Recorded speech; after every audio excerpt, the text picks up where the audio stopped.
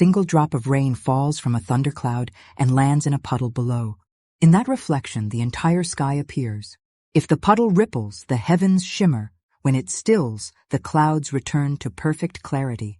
What if the universe works exactly the same way? What if every movement in your inner world sends ripples through the stars themselves? This is the second law of the Hermetic teachings, the principle of correspondence. And it reveals the secret thread connecting all planes of existence. The teaching. The ancients described reality as a series of mirrored layers, the physical, the mental, and the spiritual. They said, as above, so below, as within, so without. Meaning, what happens on one level happens on every level. The same patterns that shape galaxies also shape your heartbeat, your breath, your thoughts.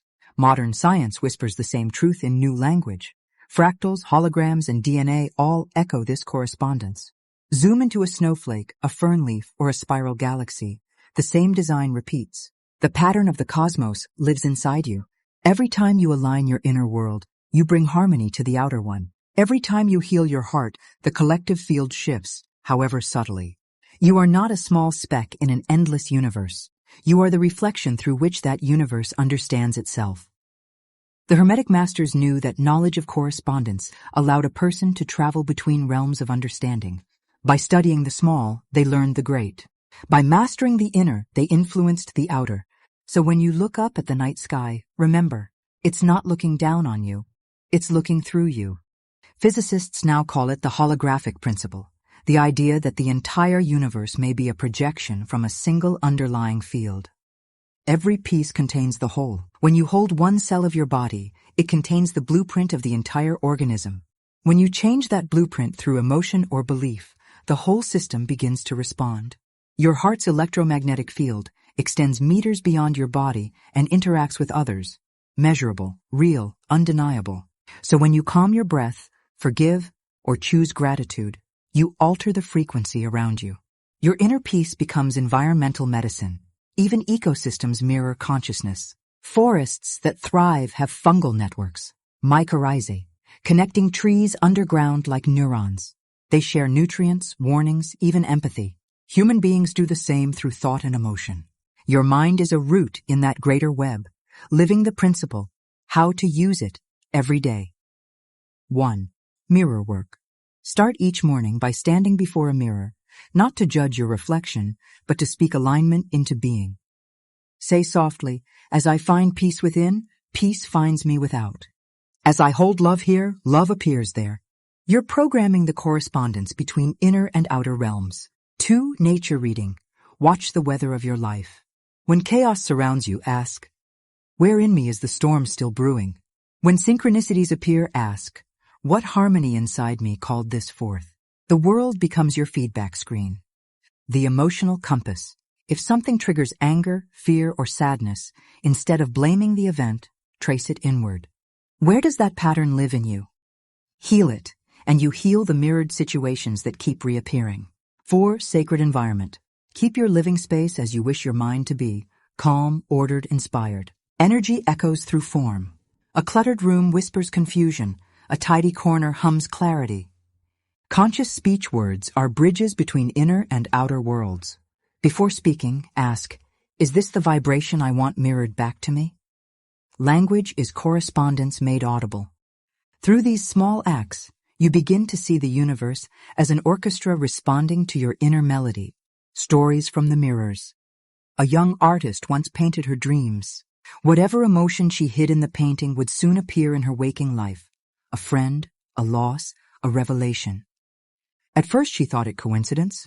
Then she began painting peace, gardens, open skies, and her world softened.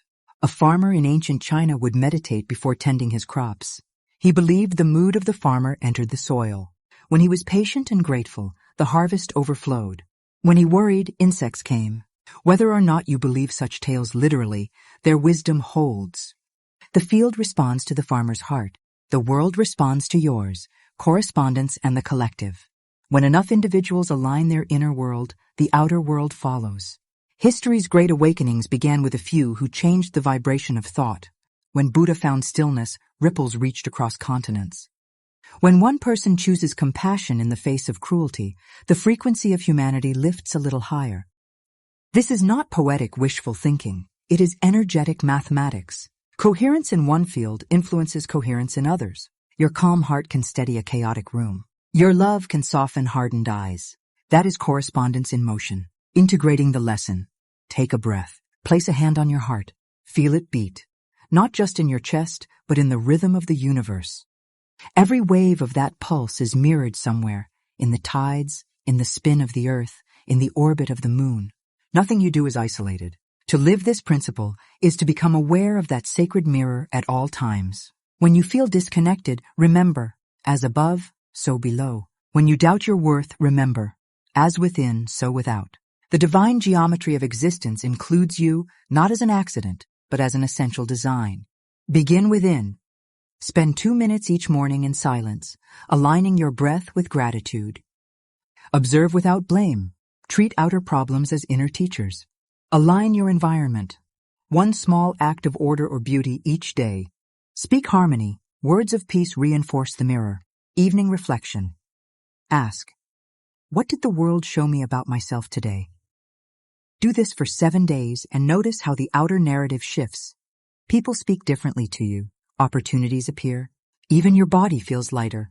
That is correspondence proving itself. If the universe is one great mirror, then perhaps God is the light shining upon it, and we are the endless reflections learning to shine back.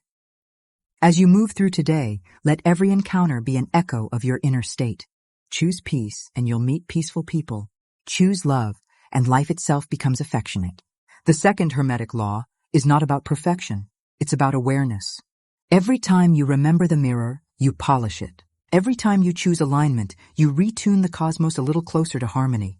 If this message resonated, remember, you already live by the principle of correspondence every moment. Now it's time to do it consciously. Like, share, and subscribe to join me for the next step of this Hermetic journey, the principle of vibration. Nothing rests, everything moves. Because once you understand that everything reflects everything else, the next truth reveals the pulse behind it all. Motion, frequency, and the living rhythm of creation. Until then, keep your mirror clean, your thoughts kind, and your inner world golden.